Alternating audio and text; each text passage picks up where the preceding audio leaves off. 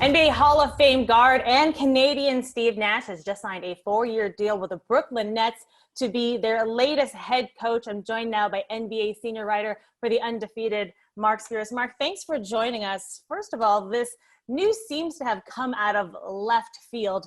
Why do you think this announcement was so surprising to so many people? Left field, right field, center field, the bullpen, the dugout, all that. I mean, no, it was definitely surprising because none of us have ever heard Steve talk about wanting to be a head coach, and then this is also one of the premier jobs in the NBA. So it was certainly surprising that he got this job, that he wanted to coach. Then after talking to him this morning, it kind of made more sense. One, he kept it close to the vest. Two, Nets GM Sean Marks is somebody he's known for over 20 years. I think they played against each other in college. They're both in the Bay Area. They played with each other with the Suns. They played against each other internationally. They've known each other a long time. So I'm sure in the midst of their conversation, Steve probably confided in him that that was something that he was interested in. But I think the main thing that's all probably lost in all this, and people need to remember, is that he has a great relationship with Kevin Durant and Kyrie Irving, and I don't think that happens unless you get their blessing, like a strong blessing. Like, they have to want Steve. They're mega stars. They certainly have strong personalities, and so if they're not interested in making it happen, it doesn't happen. You talked about that relationship. Do you think that's what gave him the confidence to say that this time is right, although they did give him their blessing to have him as the coach? Yeah. I mean, I'm sure there's some convincing that they had to do as well, to make him feel confident that they were going to listen, that they were going to, be coachable, and they trust him. But I think one thing that Steve's doing that is smart, and we'll see how it all pans out. But I expect him to have a really veteran coaching staff like Steve Kerr got. When he arrived in Golden State, he had Ron Adams and he had Alvin Gentry as assistant coaches, and they kept Jacques Vaughn, former head coach in Orlando, who basically was doing a good job on an interim basis, and I expect one or two other former head coaches to be on the staff too. He wants to. I think the smart way is, instead of just being some old overseeing boss yelling and screaming, I think he's smart to have a bunch of different coaches that he trusts with great minds to give him some collective coaching help and make this team better. But ultimately, this team isn't going to be great unless KD and Kyrie believe in the coach, and it appears that they do. In your article, you mentioned that this next mammoth basketball challenge for Nash in his NBA career is coaching this team. But as you said it, they have two huge superstars. So what makes this such a huge challenge for a first-time coach like Nash? Coaching two mega superstars. Because although, and we've all seen it, where a team has talent, but if the right guy is not coaching it, it just goes south, so I think there is pressure. Yes, I mean, Steve is inheriting, if the team is healthy, one of the best collections of talents that the league has seen. But can he be a Phil Jackson? Can he be a Steve Kerr? Can he be a Casey Jones? Can he be a guy that kind of meshes all these egos, all these talent together in order to make this a winning team? It's one thing to be blessed with talent. It's another thing to get it to work together in the right way. So that part is not going to be easy. And, I live in the Bay Area. I'm by Golden State. I think half the job is getting egos on the same page and getting everybody to think of the greater good that comes with getting a championship where everybody gets to eat, rather than worrying about how much do I get to eat myself. You talked about being in the Bay Area through osmosis as being a consultant for the Golden State Warriors. You'd have to think he learned a thing or two from Kerr. But what kind of coach do you think Coach Nash is going to be? Well, I think Coach Nash is going to be actually very creative, very extraordinary. I think he's going to, like I said, use his coaching staff to bring the best out of him. What he does, you know what you don't know. You got to know that, I think, as a coach.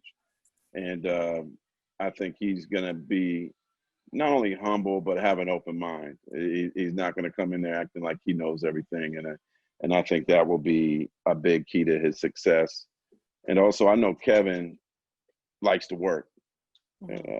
Definitely likes to work. So I expect Steve to basically, this ain't going to be a picnic team either. I don't know if they're going to work as hard as Thibodeau's teams, but knowing how I know KD likes to work on skills and everything, which Nash is amazing at, there'll probably be a lot of work. This isn't going to be a team that's just going to show up, do a 45-minute shoot around and go home. I think there's going to be a lot of work involved in this team. Right. Between him and Kyrie, you got to imagine that they are as hungry as ever, right? I want to read you a quote from GM Sean Marks. He said, after meeting with a number of highly accomplished coaching candidates from a diverse backgrounds, we knew we had a difficult decision to make. Of course, they ended up with head coach Steve Nash. You mentioned Jacques Vaughn. We can only assume that he was one of the candidates that was interviewed. And while we're not privy to who these other candidates were just yet, Marc, it raises the question, again, why was Steve Nash hired, a white male that is, with no head coaching experience, and the lack of black head coaches in the NBA continues to dwindle? Marc, do you think that the NBA has a problem on their hands? They definitely do, but in this case too, you got to look at the players, because I'm sure if the players wanted somebody else, they would have had somebody else. Right. You don't make this coaching hire without getting a rubber stamp from KD and Kyrie. So no, and the thing, I'm sure Steve is sensitive to that and would understand and respect that question if asked. I think the thing is, you got two stars that want you to be the coach, and you can't say no to it. So yeah, I think that certainly is a problem. I guess the silver lining here is that, Jacques Vaughn is an associate head coach, but they kept him. They didn't push him to the side. And perhaps if Brooklyn does great, like I expect them to do, perhaps even win a championship, maybe that helps get Jacques Vaughn back in the seat.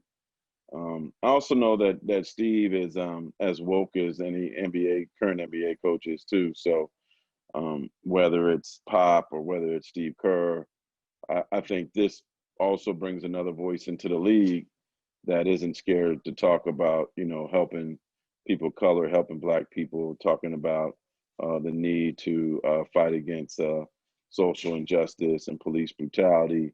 He has George Floyd on his as his Twitter profile picture.